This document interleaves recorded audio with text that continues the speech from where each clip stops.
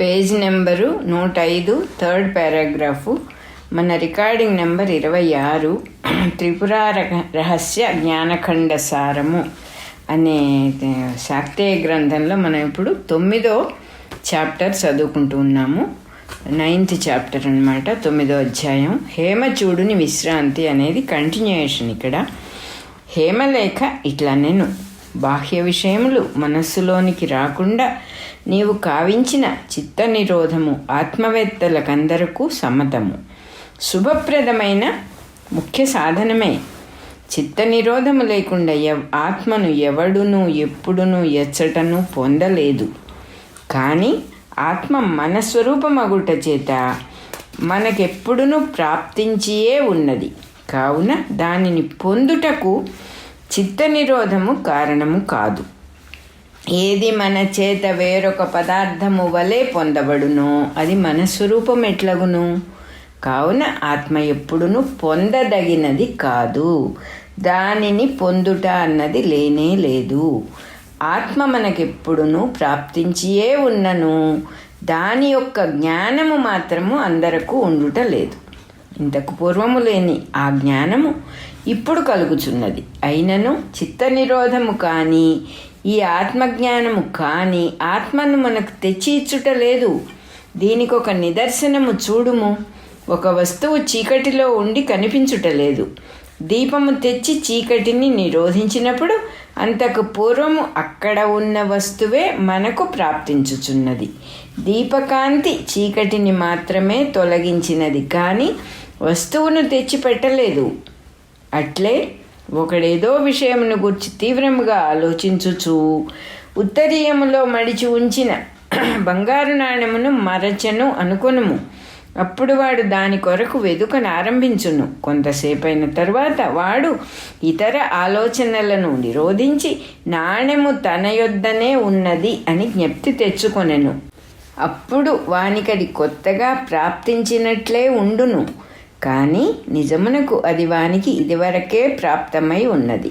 కావున ఇతరాలోచనములను నిరోధించుట ఆ నాణెము యొక్క ప్రాప్తికి కారణము కాదు. ఆ నాణెము ఇదివరకే వానికి ప్రాప్తమై ఉన్నది కదా. అట్లే ఆత్మ కూడా మనకు స్వరూపముగా ఎల్లప్పుడూ ప్రాప్తించే ఉండుట వలన చిత్త నిరోధము దాని యొక్క ప్రాప్తికి కారణము కాదు. అట్లయినచో మనకు ప్రాప్తించియే ఉన్న ఆత్మ ఎలా గోచరించుటలేదు అన్నచో వినుము. దాని యొక్క పరిజ్ఞానము మనకు లేకుండుటచే దానిని మనము గుర్తింపలేకున్నాము. దీపకాంతి వలన వస్తువులు ప్రకాశించును అని కాంతి యొక్క జ్ఞానము లేనివాడు రాత్రిపూట రాజసభకు పోయినప్పుడు అక్కడ సభ్యులను దీపములను కూడా చూచుచూ ఆశ్చర్యము నొందును. దీపముల కాంతియే సభ్యులను దీపములను కూడా ప్రకాశింపచేయుచున్నదని వానికి తెలియదు.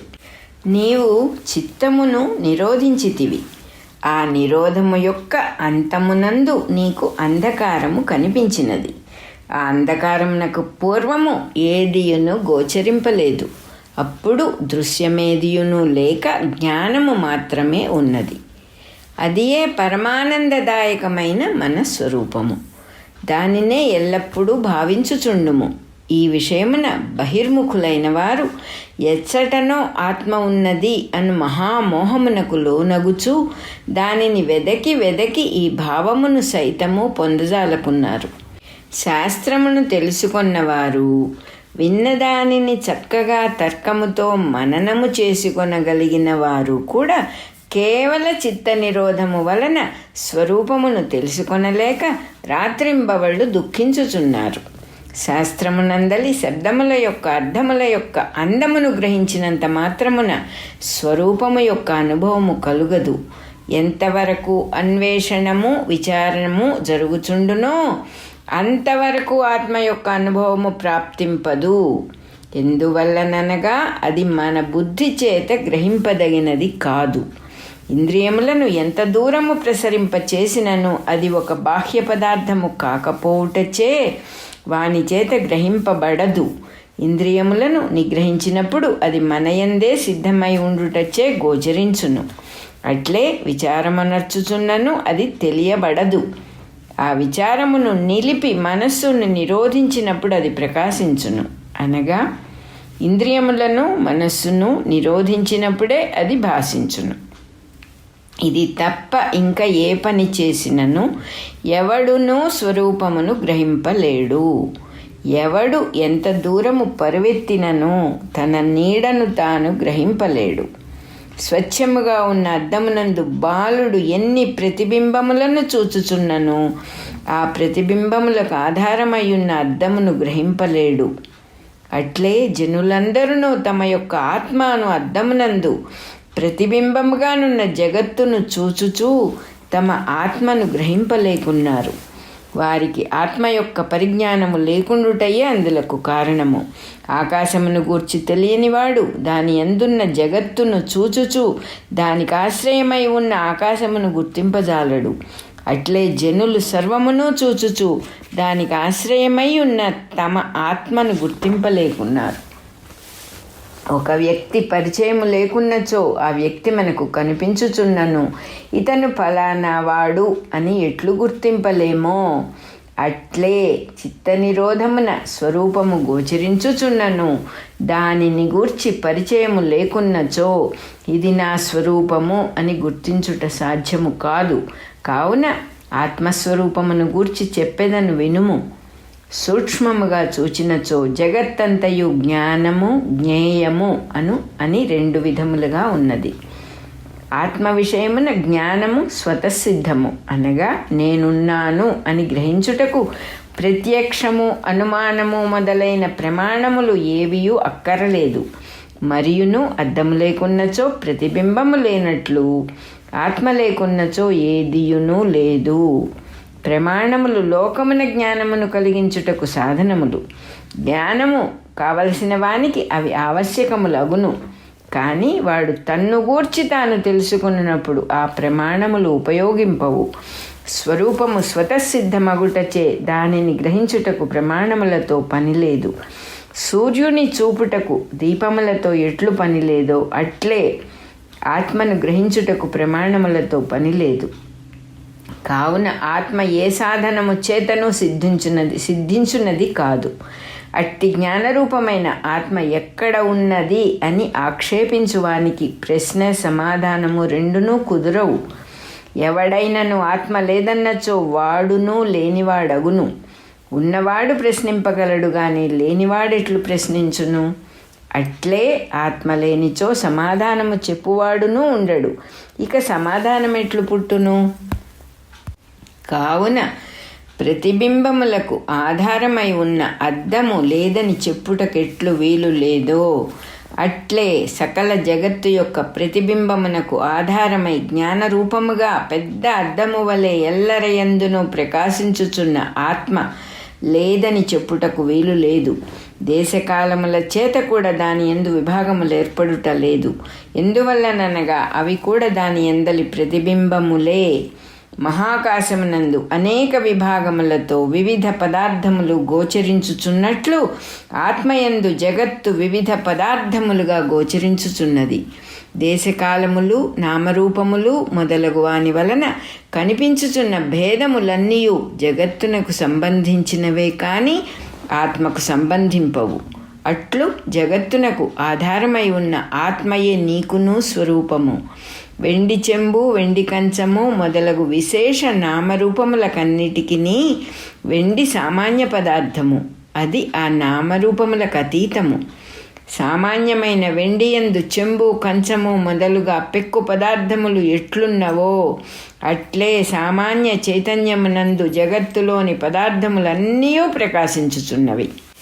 జగత్తునకు ఆధారమై దానికి ఉనికిని ఎగ్జిస్టెన్సును ప్రకాశమును ఎపియరెన్సును కలిగించుచున్న ఆ సామాన్య చైతన్యమును తన స్వరూపమునుగా ఆ చైతన్యమే నేను అని గ్రహించి ఆ స్థితిలో నిలిచిన వానికి పరమేశ్వరత్వము సిద్ధించును. ఆ చైతన్యమును గుర్తించుటకు అనువైన స్థానమును చెప్పెదను వినుము. విషయములతో సంబంధమును పొందక కేవలముగా అబ్సల్యూట్గా ఉండు జ్ఞానమే సామాన్య చైతన్యము. దానిని మనము నిద్రకు జాగ్రత్తకు మధ్యలో గ్రహింపవచ్చును.